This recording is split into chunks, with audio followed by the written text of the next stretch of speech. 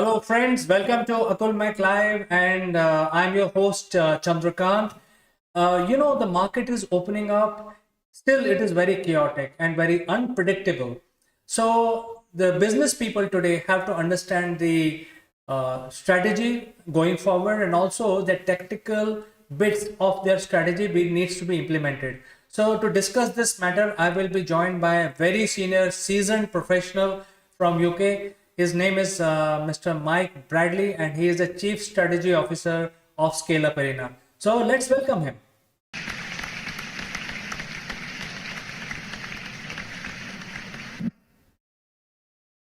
Hello, Mike. Welcome to the show. How are you doing today? I'm very good, Chandra, and good to see you as always, and good evening to you. Yes, you're looking good, and your background is fantastic. I think the market is opening up now in UK as well. I know they are opening it in India. However, I think there are a lot of permanent changes have been made to the business, and people may be confused about how to apply strategy, the new strategy, and what are the tactical bits. So your insight in this area will be very valuable. Over to you, Mike. Yeah, sure. I think one of the things that's particularly coming to the fore right now is that particularly since COVID, that everything is in a state of flux. Everything is in a state of change. Traditional businesses are having to reevaluate what they're doing, even down to, should we keep offices? Should we have remote workers? Should we have hybrid working? How are customers going to work with us? How are suppliers going to submit their invoices? Everything across the board is being challenged, shall we say. All the traditional ways that we've done things are being thrown up in the air. And to be honest, we don't know where they're going to land. However, I think the most important element of this within your own environment, within the business that you're working, whether it be national, global, local, niche operator, whether it be a pan-global supplier, the principles are still the same. You really have to know, first of all, you have to know why and what you are offering. And that is possibly something that's going to be changing on a frequent basis, because why you're doing what you're doing doesn't change, but what you're offering may need to adapt. We have a lot of tactical things that we need to take care of. There's a lot of tactical actions and thoughts, how we process things, how we support our customers, how we deliver. Those things could be changing on a very, very regular basis. We get thrown curveballs by something that changes in the environment that we're working in that we didn't expect. The key to that is knowing that we still exist and why we exist, but we may have to tweak things slightly to make sure that we keep optimizing the tactical opportunities and actions and tasks that we have to take. But strategically, obviously, what we need to be thinking about is what is our why, and how are we going to continue to supply our why in 3 years' time, but also considering the impact of things like technology over the long term. For example, in customer support, should technology take over? Should we have all of these fully automated, dial in and you press a number for this and press a number for that? Because that isn't necessarily what your customers are going to want. So in 3 years' time, the important thing is going to be how you retain the customers, how you prevent churn, how you increase your overheads, how you manage your overheads, increase your margins, increase your revenues, but without, for example, compromising on your customer service and support mechanism, keeping your customers happy. So I think this is very much, you've got to distinguish between what are the things we have to deal with on the short term, what do we have to tweak to keep us on track on a tactical level, but strategically, where are we going and how are we going to ensure that we pursue the route of uncommon sense rather than common nonsense? Our differentiators, our core values, our core implementation. Mike, I think you summarized it pretty well. And a few days back, we actually did a feature on our channel, which was about that the current industry is living in the age of resignations. So, viewers, if you are interested in knowing more why we say that the resignations are a reality, you can go and watch that video. But I think coming over to you, Mike, I think the strategy is something that people are very, very confused about. They don't know where the world is going, how how it has changed the world, how we have to rely on technology. Certain businesses who only knew how to do things tactically, now they have to think strategically, and people who are very strategic in their approach, they don't know how to break it down into small tactical pieces and implement. So, do you have any advice to Yeah. these kind of people? I think the whole lot of chief executives are very confused right now. Yeah, I think well, my advice would be along the lines of you have to you have to keep changing. Two is you have to keep adapting. Three is you have to keep listening because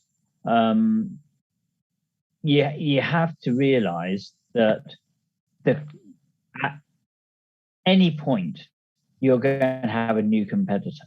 There's going to be somebody who offers something slightly different, slightly better, implementing a different technique, a different technology, which means that in order to keep the short-term actions going in the right direction, you have to be thinking, well, actually, what do my customers really want? We've talked about, yeah, you're probably very aware, Chandra, of my corporate AAA syndrome, the corporate amnesia sets in, which is we think we know what we're doing. So we're just going to keep going no matter what happens outside. But the key to that is not not let the corporate amnesia set in, which is forgetting that the customer is the one who is making up the spreadsheets and the numbers. So you have to keep listening to what the customers want, to what the suppliers want. It's only by continuing to listen, then adapting your short-term tactics to ensure that you are keeping in sync with those expectations, that you can actually change over the long term and maintain and sustain the business in a positive and proactive way. What you can't do, and as we've discussed previously offline, is you cannot do things the way you've always done them, because the world is a rapidly changing, dynamic, chaotic place.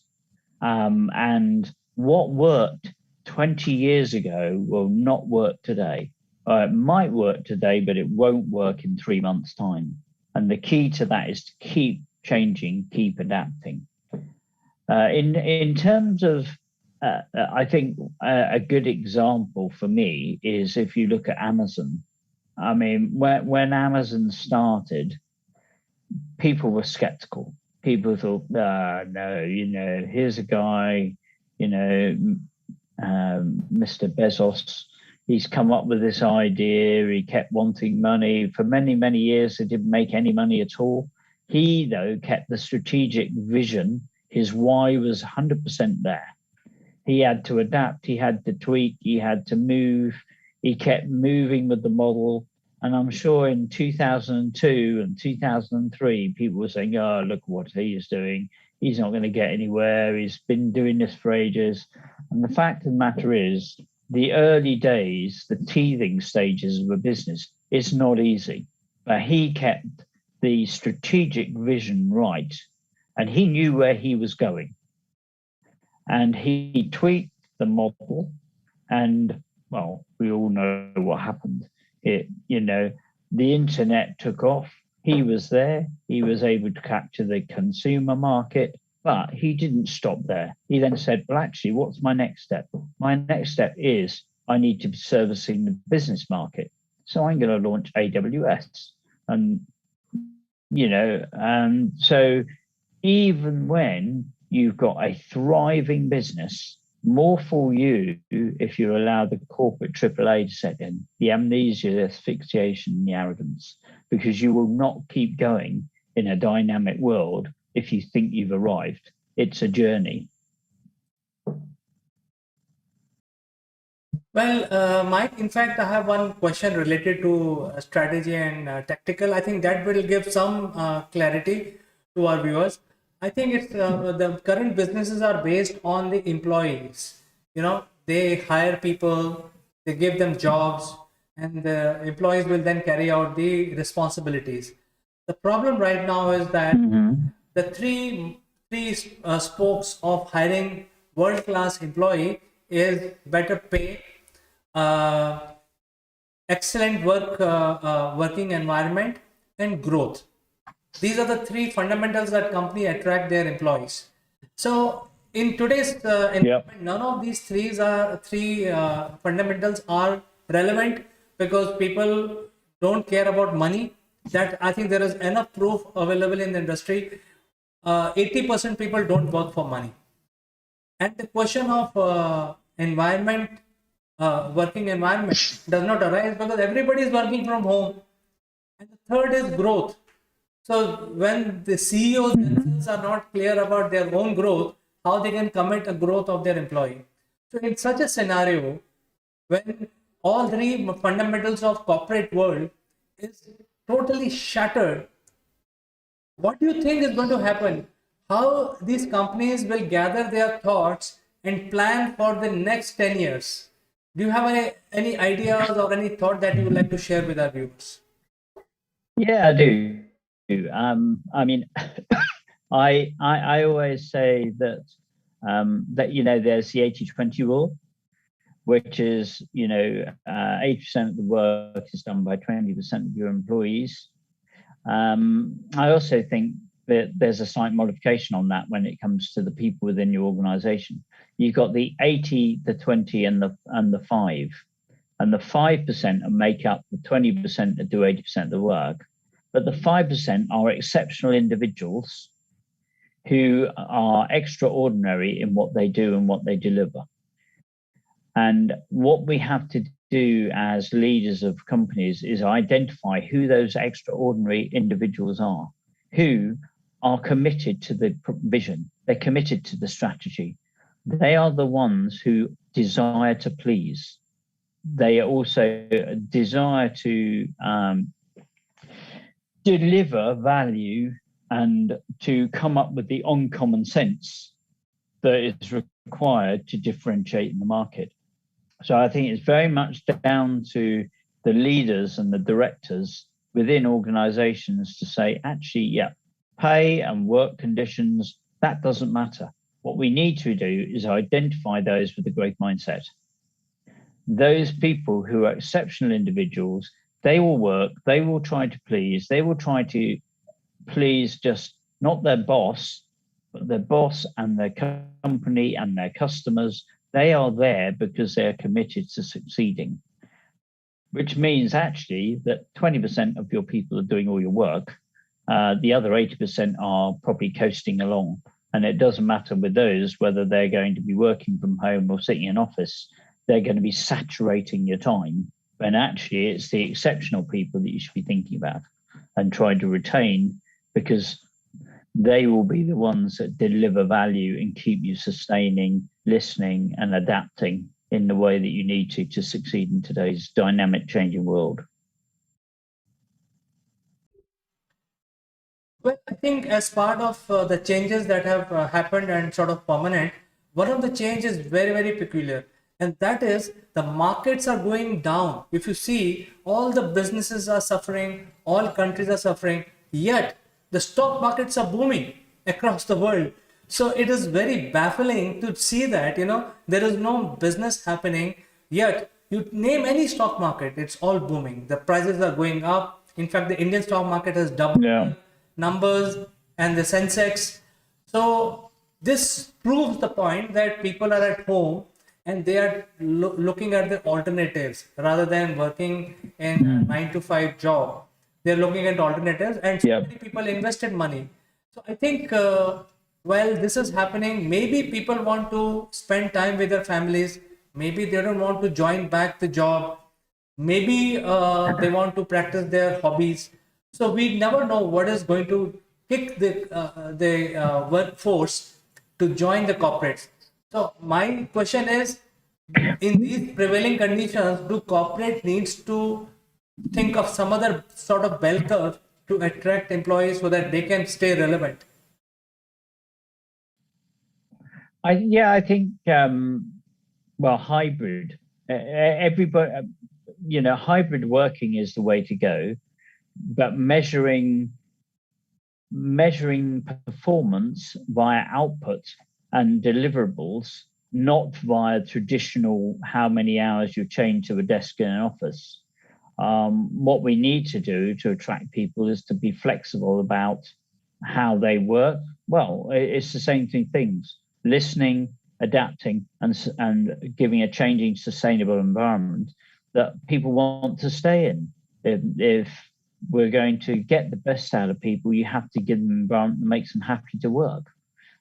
Just as we want to retain customers by making them happy in the longer term, we also need to ensure that those that contribute to the organization want to keep staying. We do that through listening, valuing them, adapting, and ensuring that they can meet their life goals through the organization that they're working for.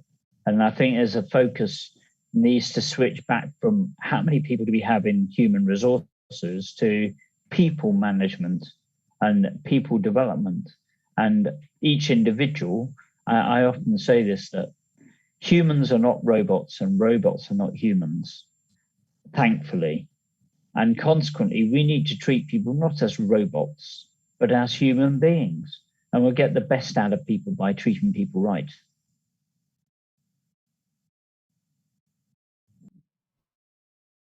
I think the last question is about uh, how you can actually have a sort of a work-life balance, and how companies can strategically plan it out to attract freelancers. Because I think a lot of when the trend is that a lot of people are not joining back their jobs and willingly giving resignations today, there is a dearth of workforce everywhere.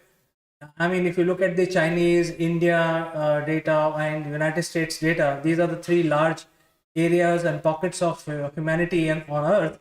Every place there is having the of workforce. Yet, lot of skilled labor is available everywhere, but they are not turning back to join the companies. So I think the trend is totally changed now, and I think the CEOs would need to plan a freelancer based business economy. Do you have any thoughts on this one? I think that's true. I do. I think that's true, and I think most most CEOs and leaders would adapt quite readily to taking people on based on what they need to deliver the role. It doesn't have to be full time. It could be part time.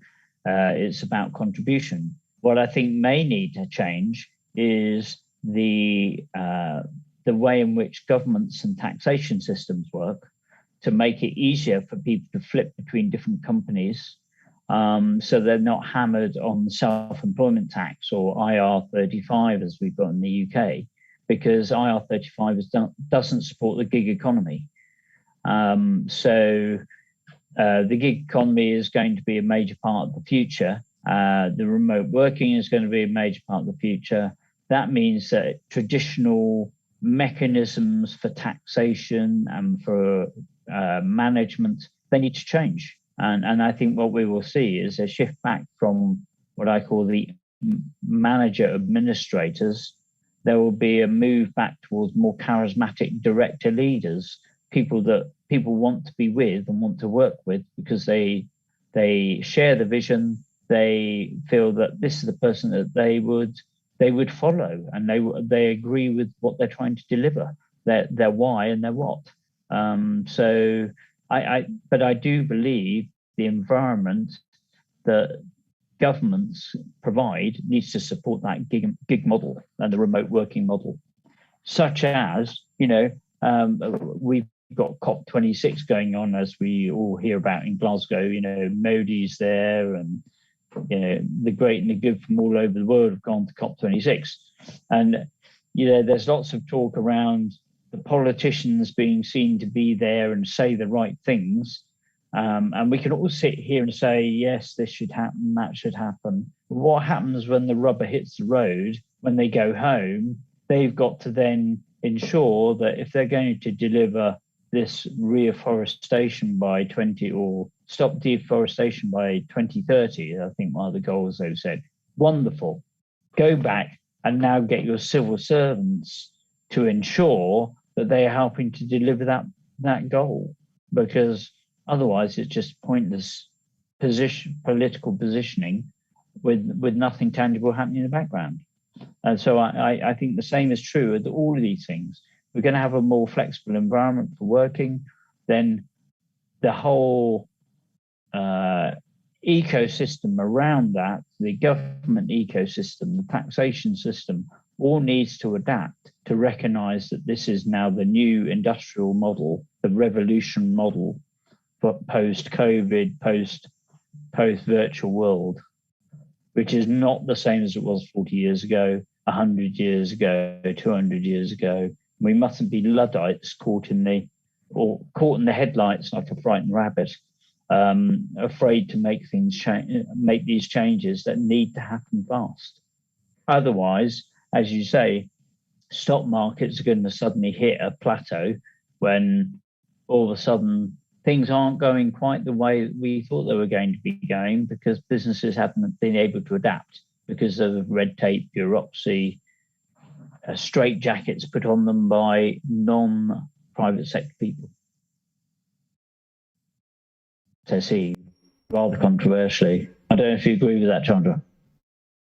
Right. I think this is a very vast subject, Mike, and you have given only a tip of the iceberg. We got it from you today. But viewers, if you are stuck and if you think that you need external help to create your strategy and your technical processes, you can reach out to us, or you can reach out to Mike, and he will be more than willing to work with you individually and help you with your strategy, which works for you. Because I think, believe it or not, whatever strategies were working for last 200 years will not work going forward 2020 for the next decade. So I think we can leave that with this message. The email to contact us will be at the end of the video, and also down below in the description. Mike, thank you so much for joining us today. It was wonderful talking to you. Been a pleasure as always, Chandra. Have a good evening.